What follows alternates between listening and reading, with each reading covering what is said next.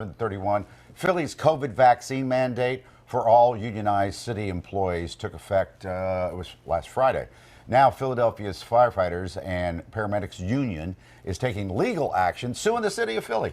So Michael Bresnan, president of the Firefighters Union, Local 22, is joining us now. Good morning. Hi, Michael. Good morning, Alex. Good morning, Mike. Good to see you. I think I was reading up on this yesterday, and you want to get out ahead of this. You're not anti-vaxxers. That's correct, Mike. Most of the union officials, myself, we're vaccinated. We're not for a type of mandate where you're going to kick our members to the curb, especially this profession. We have highly trained, experienced firefighters and paramedics who provide public safety in the city. And, you know, they're not dishwashers. You can't replace them tomorrow. Even though newer members do have dishwashing duties, I should say. But, this is, I'm sitting here on a cobblestone street, and I'm thinking of Ben Franklin, who, as you know, is buried not too far from here. He's probably rolling over in his grave, thinking about this, that, you're going to fire firefighters and paramedics in this city, especially with the history of staffing shortages in the city. You may remember back in 2009, Mayor Nutter closed 7 fire companies, and that was in direct relation to vacancies. The city wasn't filling vacancies, so the overtime bloated. They had a budget crisis, so the answer was eliminate the vacancies.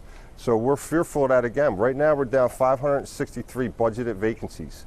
So there's got to be a compromise here. The reason we went to court was the city did not want to collectively bargain with us, and they can't come down and just say, hey, you're going to fall under the rest of the union's mandates. We didn't even get to the arbitration table yet. So we're waiting on an arbitrator, and we want to have due process. I just want to jump in here because we do have a statement from the city. We want to make sure we have both sides here. The city released a statement saying that they're saying it's simply untrue to say the city is massively short on firefighters and lives are at risk. They say they budgeted for more than 3,000 personnel, and those positions are filled through our current deployment firefighters and those working overtime shifts. And they also said that they've reversed massive cuts made by previous administrations. And they went on to say just how much the budget is. So the city's saying it's not true that the firefighters are understaffed or they're short. Well, Alex, all you have to do is look at the city's quarterly manager report, and you'll see that there's only 2,700 firefighters, and you look at the budgeted numbers. They have over 33,000. They're not filled, and they cite overtime. That's exactly what I was saying. You're going to fill vacancies with overtime. That's the same trap we fell in back in 2009. And again, we're getting ahead of this because we cannot afford to lose one paramedic or firefighter, especially in this city with the crime epidemic. There's shootings, there's carjackings, there's stabbings. Our members are the ones, assisting these citizens that are the victims of this. Look at the front page of the Daily News. I know you can't see it, Michael, but there's talk that the vaccine mandate to go into a restaurant may be pulled by the end of this week. Is there any chance this is going to become a moot point, and maybe there won't be a vaccine mandate for firefighters soon? Well, we would hope so. Like I said, one thing they're not taking into account is the antibodies. I know a lot of our members have contracted the virus, they've recovered, and they went back to work. So, and then, once the news came out that if you could get the vaccine and still spread it and catch it, I had second thoughts myself. Well, why did I get it, Well, because you don't want to die. I mean, you don't want to get so sick. Well, apparently the vaccine keeps you from getting too sick. Well, and you can get into that, but again, you look at the CDC's data saying that people that are obese have 4 comorbidities over the age of 65. Well, that's not our membership. We have young, in-shape firefighters and paramedics. So we don't feel they're at great risk. And if they can just wear an N95 mask, double mask, weekly test. You're double masking now? A viable compromise. And how often do they test? Well, I don't know data on that right now, Mike, but that was put down before. But we're not having any major problems right now. But you are saying, though, because in the discussions and the articles that have been put out, you are saying in lieu of the vaccine requirement, you'd be willing, even if I know you said you're not sure now, but if they were to move that, then you would commit to being double masked and weekly testing? Absolutely. We just can't afford to have our members kicked to the curb. It makes no sense, especially now. What do you say to people who says, "Oh, come on, just go get the shot"? Well, look, we got to respect people's rights, and this is about dignity, human dignity. Some members, you know, they have a lot of worries about the shot, so They just don't wanna we're here take to defend them. Right? I don't know what they're, you know, they have maybe religious or some type of other objection, but we're here to defend them. That's our job. Let's get back to the table then. When's the next meeting?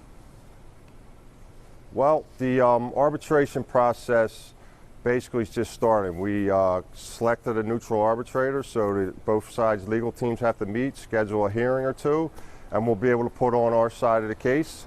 We've asked for information from the city. They haven't provided it. All they told us was that approximately 1,300 of our members have provided their vaccination cards, but we believe there's lots of members that are vaccinated that didn't show their cards yet. So, and we want to talk. We want to talk about a breakdown of who's had it, who's had the virus, do they have antibodies. So we want to get into it. And we all know, of course, an arbitration process takes time. Have they discussed in the meantime then what's going to happen then to the firefighters in question who have not been vaccinated while this comes to a resolution? Well, as far as we're concerned, that's why we went to court. We're trying to stop them from doing anything because they're not following the process. You know, they can't say we're going to follow the other three unions, whatever their agreements or mandates are, especially when we didn't sit at the table yet.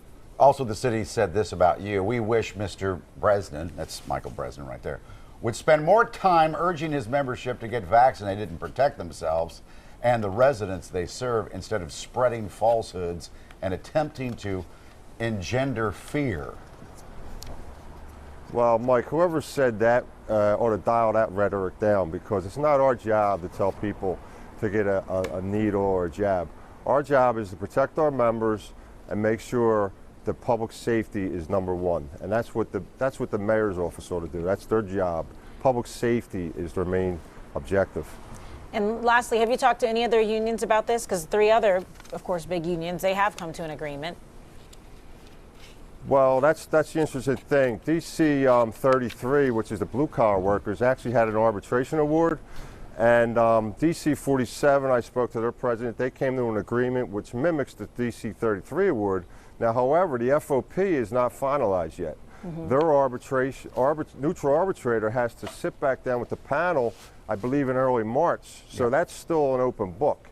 And they're having major staffing shortages also right now. So it makes no sense.